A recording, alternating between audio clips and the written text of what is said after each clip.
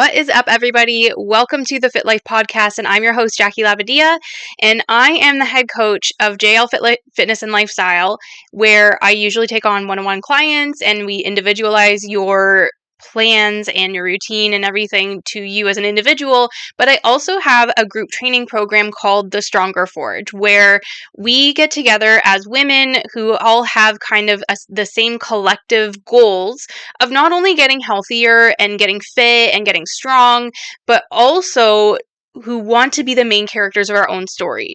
And I know that this kind of word, this framing of like main character energy can sound a little bit cringy and, kind of like TikTok-y. I don't know, like it's I don't know, it's a phrase that's may now I'm losing my train of thought. It's a phrase that is kind of just like going around, and it feels kind of like trendy, right? But I do think there is some value here, and I do want to unpack that and why it's such an empowering concept when used correctly. So I'm going to be going through these ideas of living on autopilot versus main character energy and living with main character, and the differences between these two pieces and what they look like, and how main character energy can really directly impact your level of life satisfaction. There's so much to this, and there's a lot of psychological components that I think are really worthwhile addressing and understanding why we are focusing on them in the StrongHer Forge and why it's such a strong concept. So in this day and age, we live in an era of society where things are fucking expensive. Like, 50, 60 years ago, you were able to live off one person's full-time income. The other person was able to stay at home. Usually that was enough. 40-hour work weeks were enough for one person to provide for their family. We live in an era now where in general, most households cannot live on one income. Both parents need to work full time. Both parents will take on responsibilities of the house and of their kids and all of these different things. Kids go to school full time.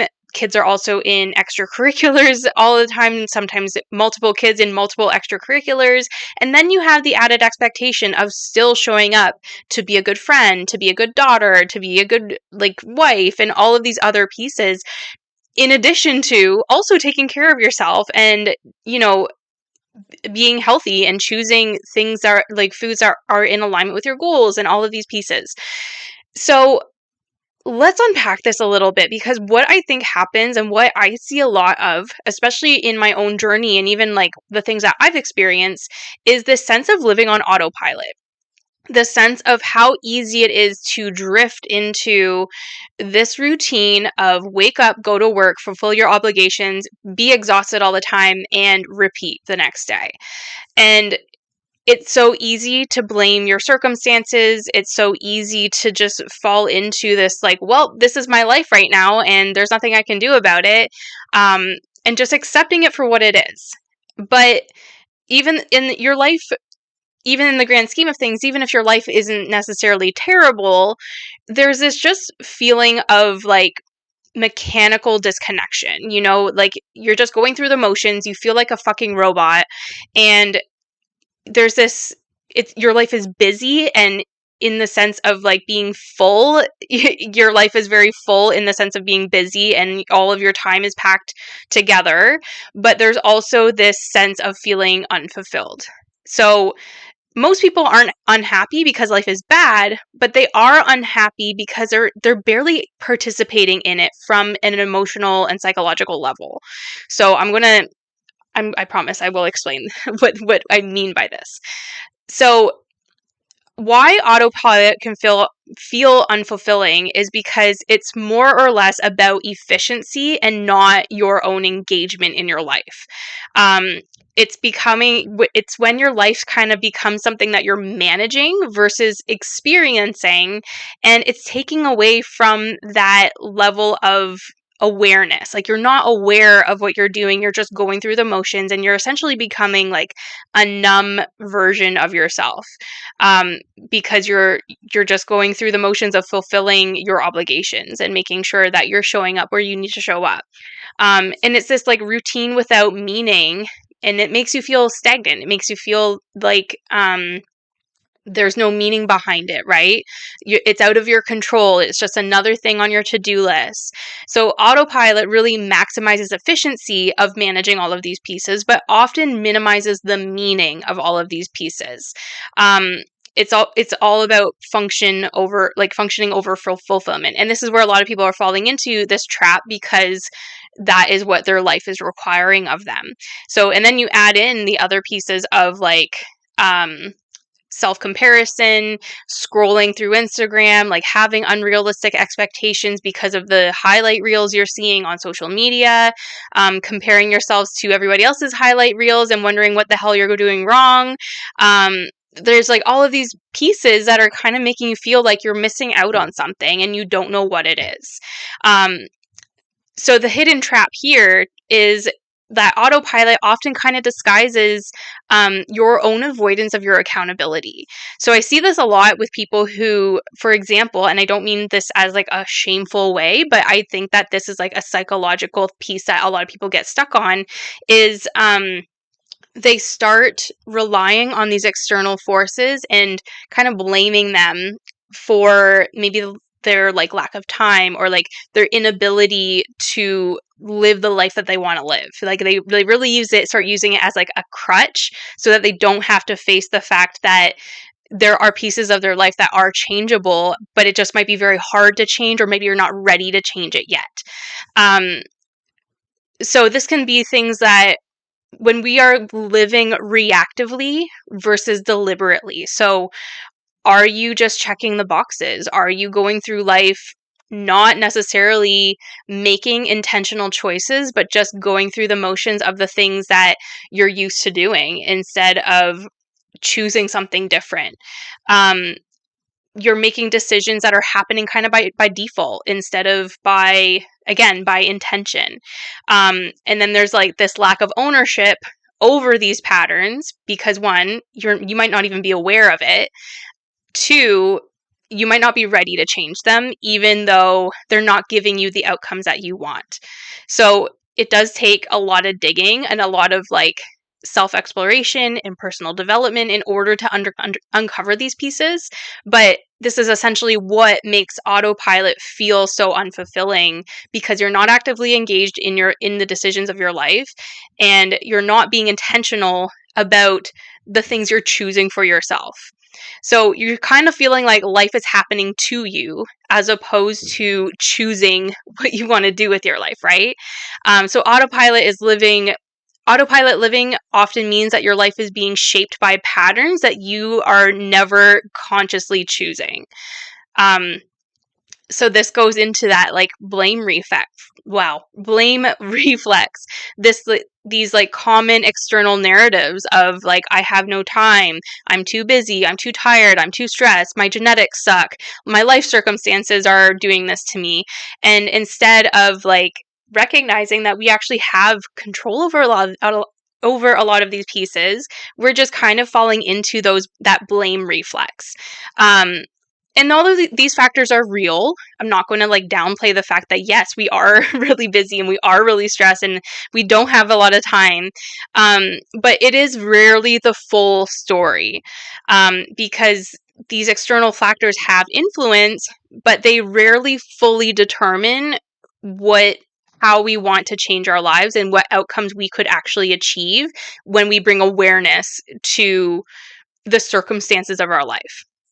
So autopilot really encourages that blame because it reduces our conscious decision making. You're so stuck in these routines and stuck in the ways of how you choose to do things that you're not consciously making those decisions. It's just something that is coming to you because this is what you're used to doing.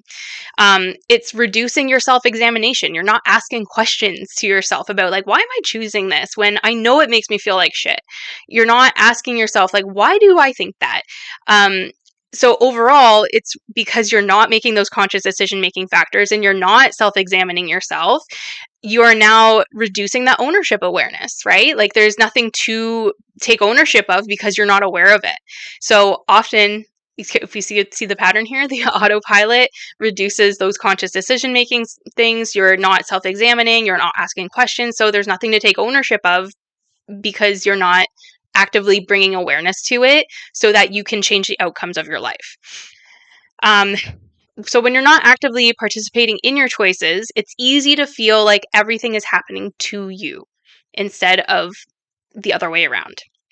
So accountability, like what is accountability? So accountability is not blaming yourself, it's not shaming yourself, it's not criticizing yourself, but it is taking ownership. It is like actively building awareness about things that are going on in your head psychologically or actions that you take without even kind of being like knowing about it. And recognizing like the different influences around you and how they influence your decision making skills and the behaviors that you have. And this is something we really take notice on in not only the StrongHer Forge, but in my coaching programs, is we talk a lot about like if you can't change things if you have no awareness of them. So the very first thing you have to do in order to change behaviors that you have that lead you down a pathway of feeling like shit or feeling unsatisfied, you have to bring awareness to those behaviors first. And the same goes with your thought patterns, and we'll get into this a little bit more too. But that's the first thing, is like you have to take ownership and build awareness before you can actually make and implement changes. And this is where people are stuck, is like they are so in autopilot that they don't even know that they need to build awareness in order to take ownership, in order to make changes. They're just so stuck in autopilot that there's no sense in even trying to get them to change because they're not there yet from a mental, psychological, and emotional standpoint in order to want to make those changes in the first place. Or maybe they do want to, they just haven't taken those first steps to breaking themselves out of the autopilot cycle. So accountability really isn't blaming yourself. It's recognizing where your influence kind of exists so that you can then make the changes that are needed. And I'm not saying either that once you have awareness and you can know kind of what changes to make, that it's that easy. But essentially, in simple terms, those are the kind of steps that we're looking to take in order to actually feel more in control of our life. So we just talked about accountability and what that really is, but now let's look at defining fulfillment. Like what does feeling fulfilled actually mean? Like, what does that look like? So when we think of feeling fulfilled, a lot of people think it's like, oh, like rainbows and butterflies, like a life full of happiness all the time. And that's not really what it is. It's not constant happiness. It's not constant comfort or constant ease or constant excitement. It is constant meaning and constant agency and constant growth and alignment, and like really making those intentional decisions because you're fully participating in your life and taking the reins in terms of the direction that you want it to go and what you want to get out of it. So fulfillment is less about pleasure, but more about your participation in your own life. So autopilot versus fulfillment. What are we looking at here? It's kind of a paradox, right? When we're on autopilot, we're busy, but we have this like empty feeling. We might look productive, but we feel really disconnected with our lives or even with ourselves. We look responsible, but we feel really unfulfilled. And why? It's because we're taking actions without any intention behind them. So there's that disconnection. We have this routine without the awareness. So there's like this numbness to it. We're not actively choosing things that make us feel joy or give us peace or have some sort of satisfactory outcome. We're just choosing just to choose. And then we have blame without reflection, so it feels stagnant because we're blaming these things, but we're going to actively be stuck in the same place because there's no action that we can take in order to make the outcome any better for ourselves. So this is where main character energy kind of comes in. So main character energy is about taking the reins of your life. It's about building awareness. It's about having agency over your life. It's about taking intentional action and taking ownership over your life and having that like ownership mindset, because you're actively looking to build awareness and you're looking for these pieces of the puzzle that maybe you don't have awareness over so that you can make it better. It's not about ego. It's not about feeling like, it's not inflating yourself with like, oh, I'm the best because I'm the main character in my own story. It's not self-absorption. It's not like thinking, it's not just like internally feeling like, yeah, you're the best, or because you're the main character, or you're the center of attention or anything like that. But it is about taking ownership and taking control and understanding that you have way more control and way more power over your life than a lot of people like to allow themselves.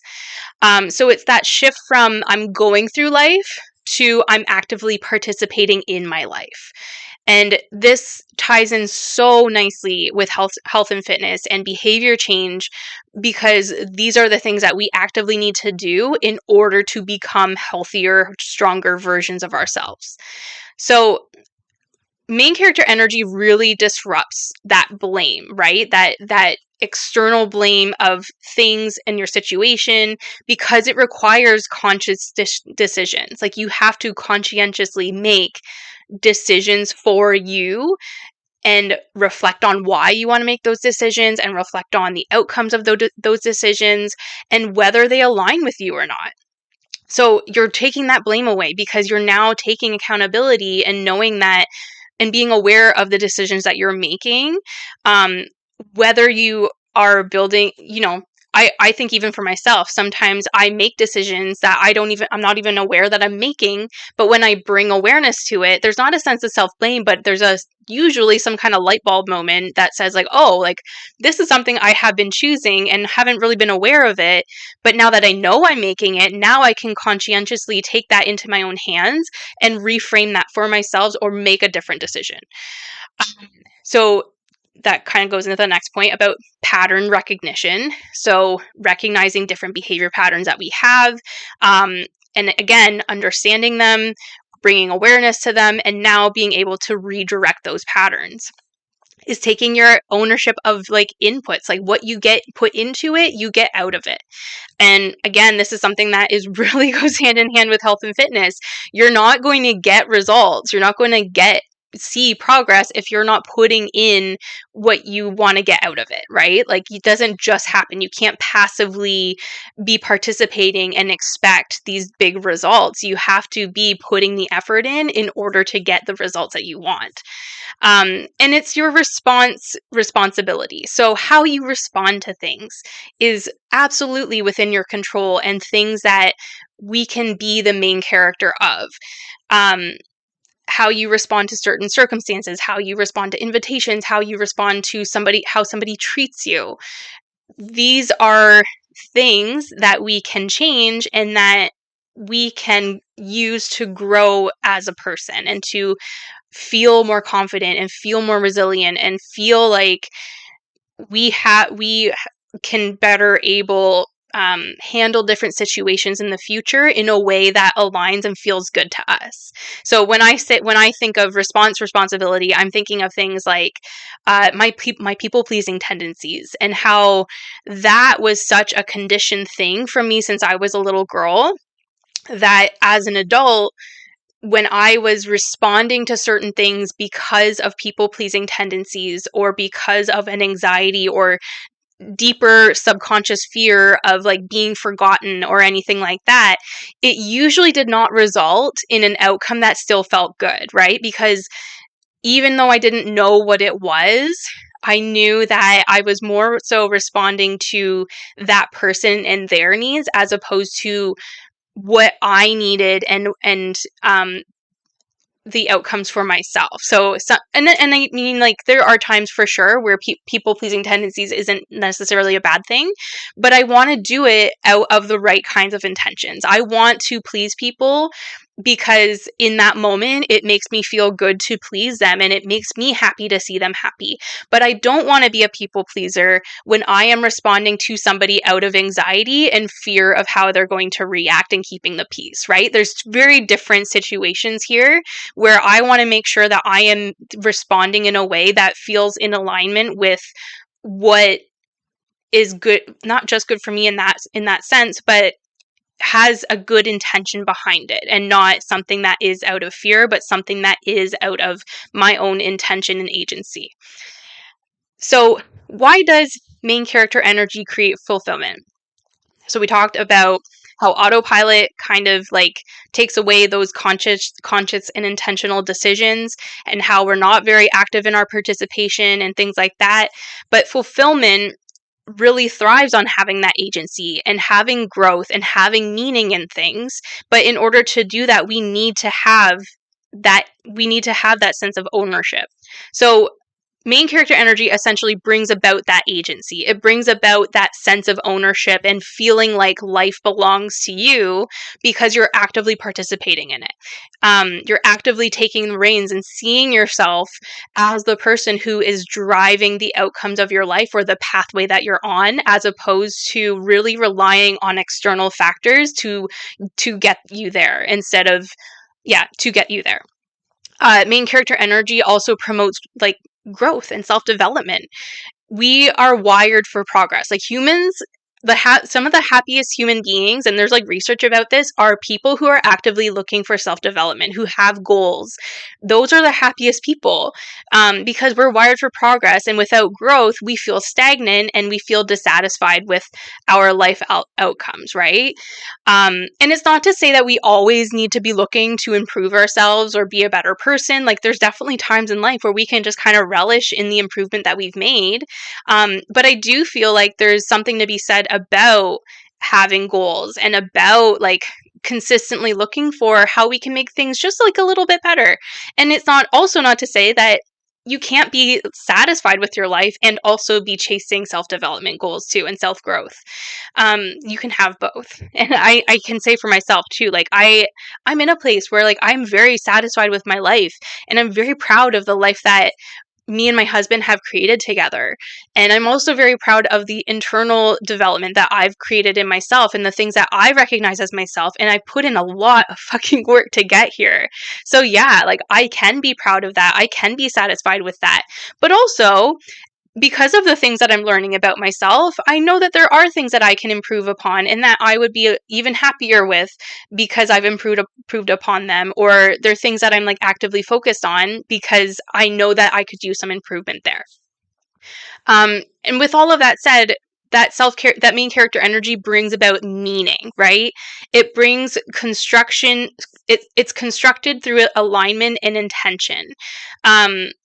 So meaning is often created through that engagement. And the more that you're engaged with that, the more meaning you're going to create. And I think this says a lot about like, even like the relationships that we have, right? Like our best relationships are the ones that are meaningful to us because we have that active engagement and we create that deeper connection with other people. So what is life satisfaction exactly? So life satisfaction isn't really defined through like peak moments. Like it's not about like, oh, I achieved this and I achieved this and I achieved this and I achieved this. But it is built from repeated daily experiences. So when you have meaning and agency and alignment, you're going to have a more satisfied life because these are things that you have purposely created that are meaningful to you. Not meaningful to everybody else, not meaningful to what society says you should be doing, but meaningful to you as an individual and the meaning that life is giving you, and like what that looks like for you yourself. And I think there's so much to be said, like when you can finally separate your own purpose and sense of purpose and sense of meaning from what society says a sense of purpose and sense of meaning is, there is so much more meaning on the other end because it's your own. It's not society's, it's yours. Life satisfaction comes from feeling like your life belongs to you. And how many people really say that because they just go and they check the boxes of what society says we need to do instead? And because there's so much structure in what society says we need to do, there's not a lot of room there to ask yourself questions about what that means for you. And then there's also like the fear behind it of, well, if I break apart from the rest of society, what do other people think? Like what will become of me? Like what kind of friends will I have? Or what's going to happen if I don't do what the rest of society is doing? But I promise you, when you become that person who does decide to break those boundaries and to branch off on your own and take the path less traveled by, there's so much more satisfaction there. Because again, like it's something that you have created for yourself. So how does this connect to fitness, right? Like I've already made some connections here, but fitness as an agency and accountability training really reinforces that ownership, that consistency, that effort control, that identity reconstruction. Like this is really what fitness led me into, because although just like most people, I started my fitness journey wanting to lose weight, but the more that I did it and the more things that I explored, and then I found strength training, and I realized that strength training wasn't just about body composition but also how it made me feel, and like proving to myself that I could do different things. But then, oh well, if I can do different things here, where am I underestimating myself in other aspects of my life? And it got me questioning myself and questioning other pieces of my life. And then it got me into therapy. And then I started feeling like there were so many things from my therapy sessions where I could help myself there as well. And then I started learning about behavior change and how it's really a really, really cool process when you realize that you can change the thoughts that your mind is used to articulating in your head. And you can change those neural pathways, and you can change the things that you tell yourself. Like there's so much here that you can take control out of, and so many people just refuse to acknowledge the fact that they have control over these pieces. And again, my journey is like talking years and years and years of experience, and this journey started when I was like 19, 20 years old. I'm 36 now, and I'm still learning things about myself, and I'm still refining the process, and I'm still pivoting every day. So it's not to say that it's going to come easy, but it is to say that when you realize that a lot of this stuff is in your control, and a lot of it comes down to the psychological component of what decisions that you're making and what you are and are not aware of and what you can and can't change, the process does get easier when you start recognizing those things in yourself. But it does take consistent management of your self-exploration. So anyway, a little tangent there, sorry. But yeah, like that's where fitness can be so much more satisfying, and that's why people get addicted to fitness, because it's driving those life satisfaction goals too. Fitness done well isn't just about body change. It's really like training you for fulfillment and opening up those other avenues in other areas of your life. And that's why for me, fitness is so much more than just about fat loss. And even though I talk about fat loss because that's the goal of a lot of people in today's day and age, I want it to be something that's deeper and more meaningful for every person that I am able to help. So we always look at other things. So even if somebody's main goal is fat loss, I'm always highlighting other wins that they're having that has nothing to do with fat loss, but the way they made decisions and the way they've adapted, and the outlooks that start changing, and the way that they perceive themselves starts changing, and all of those things. Like there's so many other pieces that we can really highlight through the process of trying to reach like a fat loss goal, that we want to really highlight so that people realize that there's so many different layers to the entire process. The autopilot trap in fitness is that without agency, fitness can really feel like a chore. It feels like a punishment. It can feel like a motivation, like you're dependent on motivation for it. And then there's those blame cycles in there again.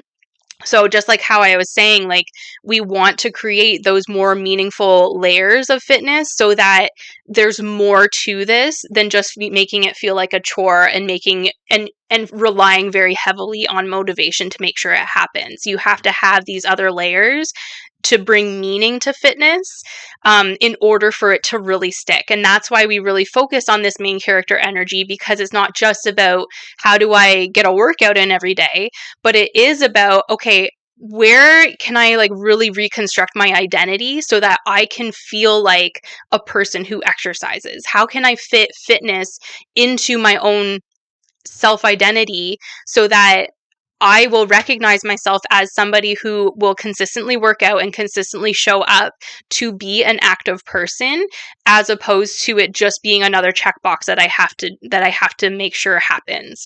It's that agency practice, right? And we're also like generating that fulfillment out of it by recognizing that there's way more meaning to it than just checking the boxes of like the daily things that you need to do. So that's how we can kind of take that blame out and really take accountability for the pieces we know that we need to implement in order to become that fit person. So where do you actually have control over your life in order to be that main character, in order to really like hone in on main character energy so that you can really see that control? So it's not like you rarely control the outcomes, right? And that we say that in health and fitness too. Like everybody's so different that even when you're doing all of the right things, we can't necessarily control how fast or slow the outcomes come. Like to an extent we can, but depending on what your goals are, those outcomes aren't really something we can control, but we can control the behaviors and the things within that. And the same goes with the main character energy. You can rarely control outcomes, but you can consistently control the inputs.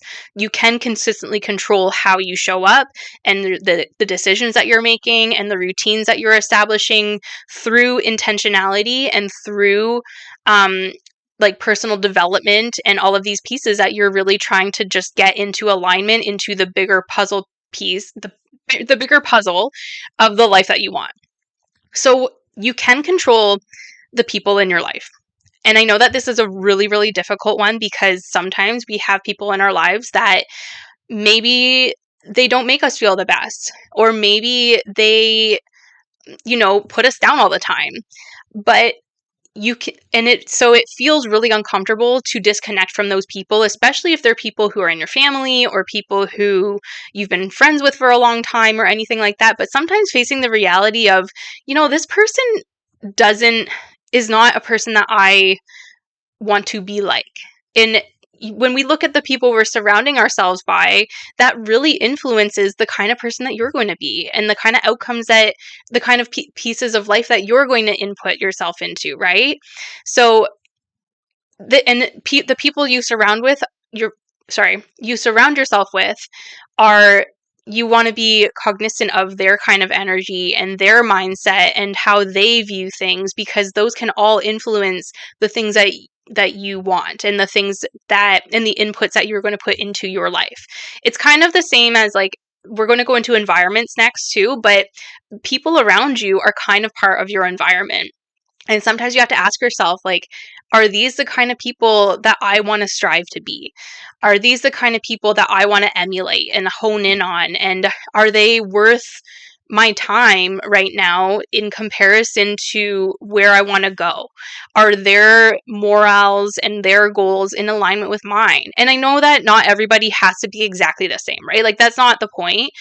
But if there are people in your life that make you feel like shit, that every interaction that you have with them, you leave like and you're exhausted or depressed or anxious or anything like that, maybe it's worthwhile looking at those relationships and maybe cutting down on how much interaction you have with them, or just having an awareness of how they might influence you.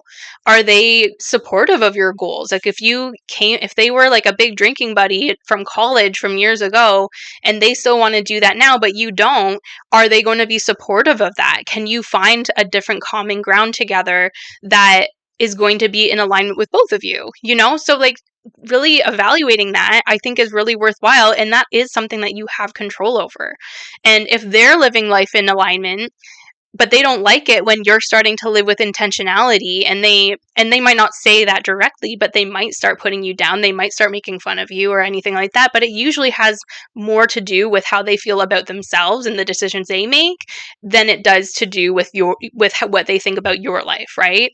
So it's sometimes worthwhile to reevaluate those relationships and to see how much of your time is spent there, and finding people that might be more in alignment with you, and that do want to live with intention, and that do want to take more control of their life, and that do want that meaning and fulfillment and life satisfaction, and really want to break away from the standards that society sets for us, right?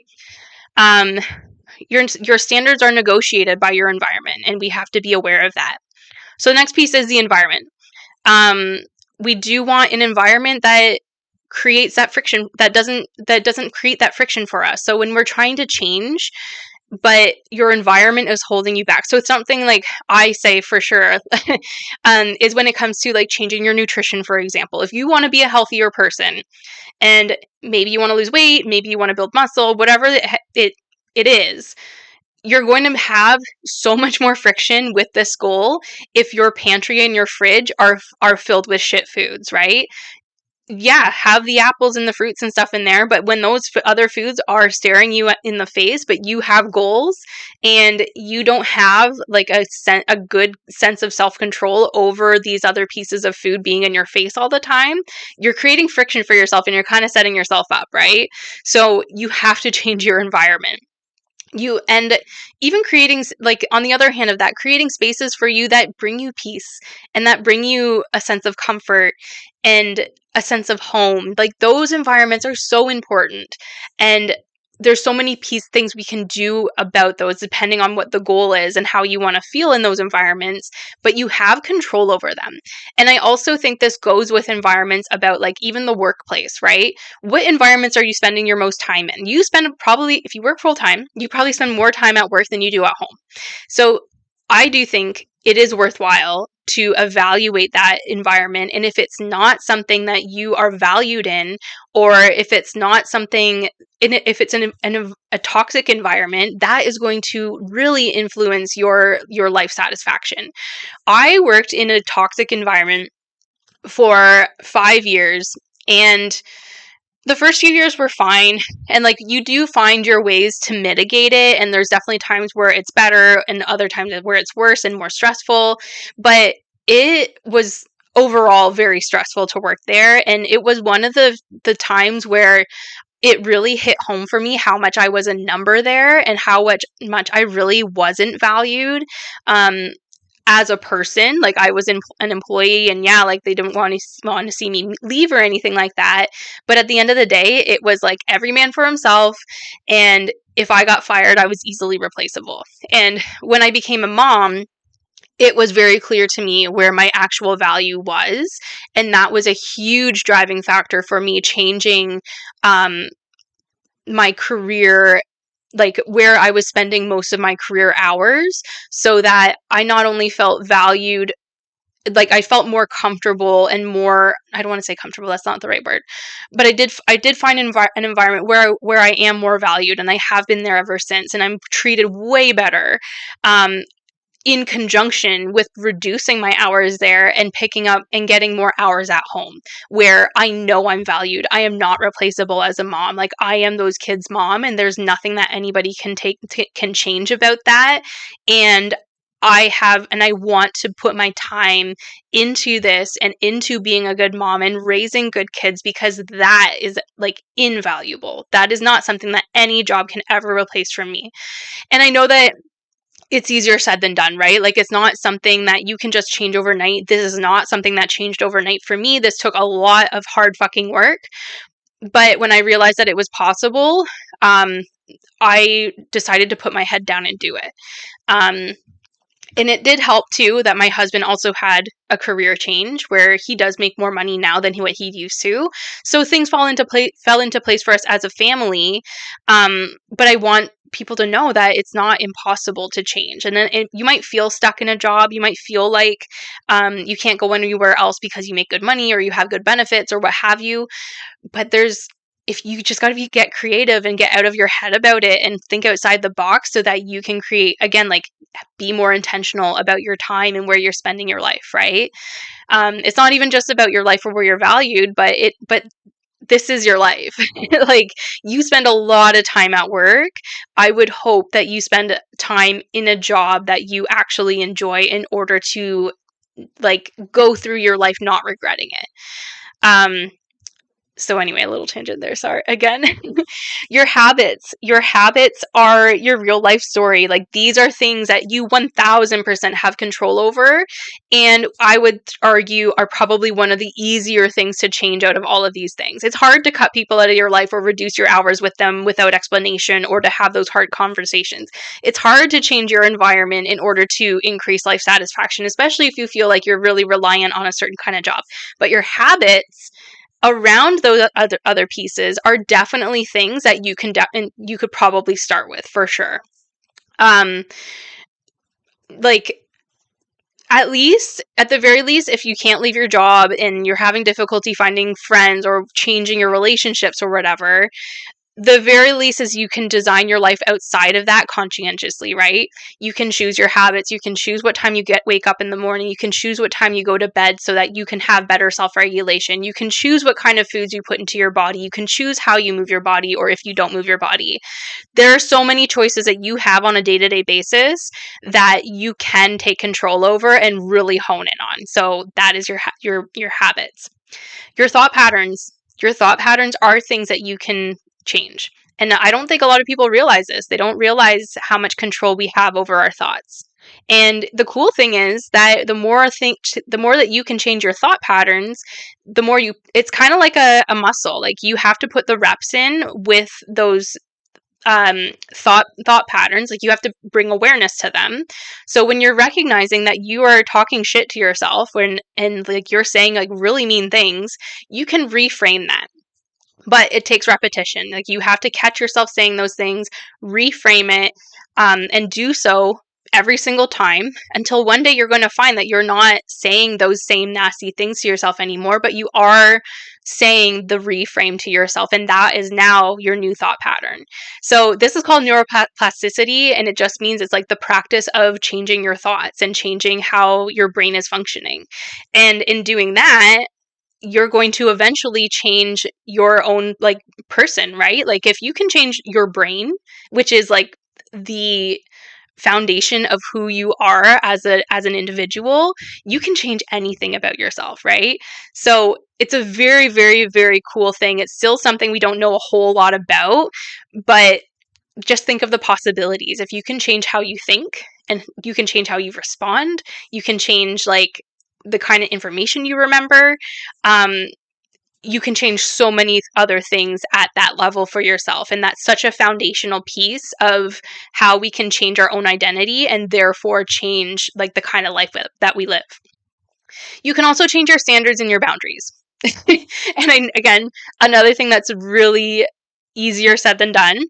But you can recognize whether you have shit boundaries, and you can raise them. Set the kind of standards that you have and the expectations that you have of people. And you can change that baseline. But that again you have to bring awareness to it. You have to make a conscientious decision about it. It's going to be uncomfortable. It might raise some anxiety. It might mean some confrontational conversations. It might mean saying no without an explanation. That's something I work on a lot, is that there are certain people in my life I think I used to do it to everybody, but now I'm finding there are certain people in my life that I feel like I need an over explanation for. And I'm really working on just not over explaining, not, feeling like everything needs an explanation, but just giving my answer and that's it. So it's something, again, it takes awareness building and very conscientious thought thought processes in order to like articulate what I want to articulate, catching myself in the moment even, because it's not something you always plan, it's just something that happens. But when you reflect on it, then you're like, oh fuck, then I said way too much, or like I for some reason felt really anxious in the moment and decided to over explain myself, and I really didn't need to. And just like recognizing that pattern in myself. So these are things that we, again, can constantly be exploring and looking for, but it does take work to reframe and kind of put them into practice. Okay, so the hidden costs of blame-based living is that when we blame other things, when we blame external factors, you blame the government, for example, this feels protective, but it's so disempowering. You're taking that power away from you. And yes, when it comes to government decisions and how we're impacted by our country and things going on, there's only so much you can control. But you have to focus on the things that you can control, because those are the things that you can take accountability for, that you can take ownership for, and that are within your power. And those are the pieces of a main character that are going to empower you and are going to shape your individual life, right? When we are blame-based living, we're reinforcing that helplessness when we are not fucking helpless. Like you can, there is so much you can control. Just as we had kind of explained, like you are not helpless. There's so many pieces of this moving puzzle piece that are within in your control, and then that can give you a better life, even in spite of circumstances of your country or wherever you're living. And it really blocks your agency and fulfillment. When we're blaming everybody else and all of our circumstances and stuff like that, you're throwing away your agency. You're throwing away your fulfillment, because like you're basically saying none of it is in my control. So what am I going to do about it? My life just sucks. So, and that's such a shitty place to be in from a psychological perspective. And it's so bad for your mental health to be there and to live there. So blame can feel kind of like short-term relieving, but it's restrictive in the long term, and it's going to really hold you back from having a fulfilled, satisfied life. So main character energy really looks like practically, so we went through like all the things we do have control over, what main character energy is and all of that stuff, how living with blaming everything else can really take away from that. But main character energy, like from a practical standpoint, looks like these small intentional decisions that you make every day. Like make decisions that are going to give you an outcome that you want. If you feel like shit and you don't feel like you can do the 10th social outing from over the last week, you can say no so that you can stay home and rest, and you can find some peace in that. Taking ownership of your patterns, your thought patterns, your behavior patterns, that is main character energy. Giving yourself consistent action. So doing things when you say you're going to do them, showing up when you say you're going to show up, like keeping those promises to yourself is main character energy. Having deliberate habits. So again, takes time to implement. It takes time to really reinforce these habits, but having deliberate habits that you know over the long term are going to make you feel like your best self and make you show up for your best self, and give you all the energy and strength and resilience. That is main character energy. And your responsibility. Taking ownership over your responses, reflecting on your responses, learning from your responses, and really working on, again, like that intentionality behind your reactions and how you respond to various situations and how you want to respond to various situations, and making sure that we can understand ourselves and maybe where our knee-jerk reactions come from, and helping to hone in on the why behind those so that we can change them for the long term and have more intentional, purposeful reactions that are more meaningful in the future. Okay, so wrapping this up, I know this was kind of a long one. So one, you don't need a more exciting life. You need a more engaged relationship with the life that you already have. Two, fulfillment isn't found. it's constructed. It's something that you make. It's something that you create yourself. And that's why fulfillment is so meaningful, because it's something that you did. It's not something your situation created for. It's not something your mom and dad bought. It's something you did for yourself that is in alignment with the person that you are and what is meaningful to you. And then 3, your accountability isn't self-blame. It's like a sense of self-leadership. Taking accountability isn't feeling sorry for your actions, but it is taking ownership and making sure that you can shift them in a way that will direct the course of your life and learn from it. Like taking accountability is learning from yourself and learning your behaviors and your thought patterns and all of those things, and just making sure that in the future you can refine them to the way that feels good for you and feels in alignment with the person that you are. So we'll wrap this up here. I know, again, this was a long one, guys, but I do think this was a really meaningful one. And this is what I mean by main character energy. This is what I mean by health and fitness is so much more than the aesthetics and the performance. It is about your entire health and well-being from a holistic perspective, from a psychological perspective, from a mental health perspective, from a life satisfaction perspective, and from like finding a way to fulfill your life. I personally don't think it's not easy to have a truly fulfilled life when you are not your healthiest self. And I mean, like, that comes with nuance. But if you are not actively seeking to be the healthiest version of yourself, whatever that means for you, it's very difficult to reach that sense of fulfillment. I think that when we chase health and fitness, it creates a space for us to receive more fulfillment. And I think that would make sense to anybody who's gone through this process and realizes how much feeling like crap can take away from that sense of fulfillment, because when you are showing up as your best self and you're the most energized and like you're not restricted by pain and injury and disease and illness, you have so much more room to receive the good things in life. And that's why I think taking care of your body and your mind and the all of the things that are around you that influence those pieces is so important. It's so much more than just about losing some fat.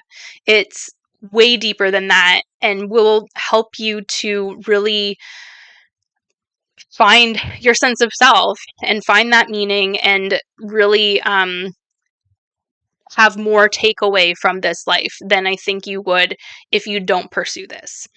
So anyway,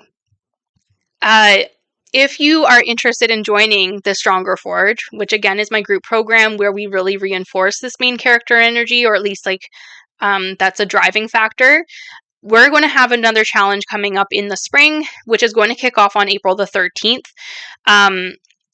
This is it does check off the boxes of like nutrition, fitness, and all of those pieces, but there is that position of personal development and agency and identity, and making sure that you're implementing these things from a place of intention that works for you. And that's what sets us apart. Is it's not some cookie cutter program that's telling you what to do, but it is a program that is helping you to develop the skills to do it so that you can refine it to what works for you. So it's not just workouts, right? It's a structured starting point. It's a way to rebuild your agency and rebuild consistency and rebuild your self-trust and to really step into that main character role. So if this episode resonated with you, make sure that you follow me on Instagram, on Facebook. On Instagram, I am at jl.fitlife. And through that, you'll find the StrongHer Forge as well. And on there, I will be announcing when spots are opening up. Make sure you follow my podcast account here. Give us some 5 stars if this really resonated with you too. I would really appreciate that so that this podcast can find more people. We're also on YouTube and on Facebook and all of those places. But once you find me on Instagram, you could find all of those links as well. Okay, guys, I'm going to end it here. I know it was a long one, but if you've reached it this far, thank you so much for listening. Please comment and let me know what you enjoyed the most about this episode, because I'd really love to hear from you and hear some ideas in terms of what hit home and like what you needed to hear today. Okay, guys, thanks so much for listening, and we'll see you next